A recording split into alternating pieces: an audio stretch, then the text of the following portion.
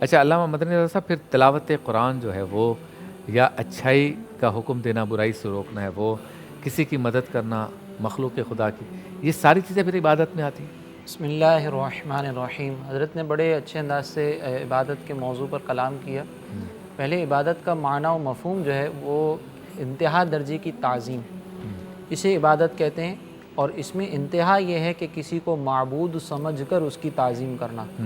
اگر تعظیم ہو لیکن اس میں معبود سمجھنا یا معبود سمجھنے کی نیت شامل نہ ہو تو پھر وہ تعظیم جو ہے وہ عبادت نہیں کہلاتی۔ صحیح۔ جیسے مثال کے طور پر نماز میں ہم ہاتھ باندھ کے کھڑے ہوتے ہیں، تو وہاں پہ یہ ہاتھ باندھ کے اظہار تعظیم اللہ تبارک و تعالیٰ کو اپنا محبوب، اپنا معبود اور اپنا خدا سمجھ کر ہے، تو یہ عبادت ہے۔ لیکن یہی ہاتھ باندھ کر کھڑا ہونا اگر کسی بزرگ کے سامنے ہو، کسی والدین کے سامنے ہو، وہاں پہ ان کو ہم خدا نہیں سمجھتے، تو یہی عمل ہے، لیکن وہاں پر پھر ہمارا یہ عمل تعظیم کے اندر شمار ہوگا، عبادت کے اندر شمار نہیں ہوگا۔ دوسری بات یہ کہ کوئی بھی عمل جو ہے وہ ہم اس کو عادت، اب اسی سے ایک بات یہ سمجھ میں آ گئی کہ عادت میں اور عبادت میں ایک چھوٹا سا فرق ہے، وہ نیت کا ہے۔ اگر آپ کی نیت اللہ تبارک و تعالیٰ کی رضا کی حصول کی ہو تو آپ کی ایک عادت عبادت میں تبدیل ہو سکتی ہے، اور اگر اللہ تبارک و تعالیٰ کی رضا کی نیت نہ ہو تو پھر آپ کی عبادت بھی عادت کے اندر تبدیل ہو سکتی ہے۔ اس کو آسان الفاظ میں یوں سمجھ لیں، جیسے مثال کے طور پر بعض دینی جو افراد ہوتے ہیں ان کے لیے عمامہ شریف پہننا،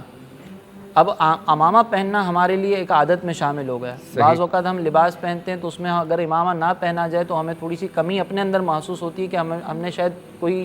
چیز چھوڑ دی ہے، ترک کر دی ہے۔ تو یہاں پر اگر ہم نیت کریں گے نا تو ہمارا یہ عمامہ پہننا نیت کی وجہ سے عبادت ہوگا، ورنہ یہ عادت میں شمار ہوگا۔ اب اسی کے مقابلے میں آپ یہ دیکھ لیں کہ تلاوت قرآن کرنا، ذکر و اذکار کرنا اور دیگر امور جو ہیں ان کے بارے میں بھی اصول یہ ہے کہ کوئی بھی جائز کام اللہ تبارک و تعالیٰ کی رضا کے لیے کیا جائے گا تو وہ عبادت میں شمار ہوگا۔ اگر اللہ تبارک و تعالیٰ کی رضا مقصود نہ ہو تو پھر وہ عبادت میں شمار نہیں ہوگا، پھر وہ ایک عادت شامل رہے گی۔ صحیح۔ اگر ایک شخص مثال کے طور پر قرآن پڑھ رہا ہے لیکن وہ قرآن کسی اور مقصد کے تحت پڑھ رہا ہو، جیسے نبی کریم علیہ الصلوۃ والسلام نے فرمایا کہ بہت سے قرآن پڑھنے والے ایسے ہیں کہ قرآن خود ان پر لعنت کرتا ہے، تو اب یہ جو قرآن جن پر لعنت کر رہا ہے اس میں شارحین نے بہت سارے تفصیل ذکر کی ہے کہ یا تو وہ تجوید کے ساتھ قرآن نہ پڑھ رہا ہو، صحیح سے نہ پڑھ رہا ہو، یا پھر وہ ریاکاری کی نیت سے جو ہے وہ تلاوت قرآن کر رہا ہو۔ اب پڑھ وہ قرآن رہا ہے لیکن مقصد لوگوں کو دکھانا ہے، تو اب یہ عبادت میں شمار نہیں ہوگا۔ کر ذکر رہا ہے لیکن لوگوں کو دکھانا مقصود ہے تو یہ عبادت میں شمار نہیں ہوگا۔ پھر یہ جو ہماری اس کے علاوہ اگر آپ دیکھیں دیگر روٹین کے اندر چیزیں شامل ہوتی ہیں کہ جیسے حضرت نے اشارہ فرمایا کہ رزق حلال کمانا، تو یہ رزق حلال اگر ایک عادت کی نیت سے کما رہا ہے، عادت میں شامل ہے کہ بیوی بچوں کا پیٹ پالنا ہے، ذمہ داری ہے، اللہ کی رضا پیش نظر نہ ہو، وہ احادیث جس میں فضائل ذکر کیے گئے ہیں وہ پیش نظر نہ ہو، تو یہ رزق حلال کمانا اب عبادت نہیں ہے، اب یہ صرف ایک عادت ہے۔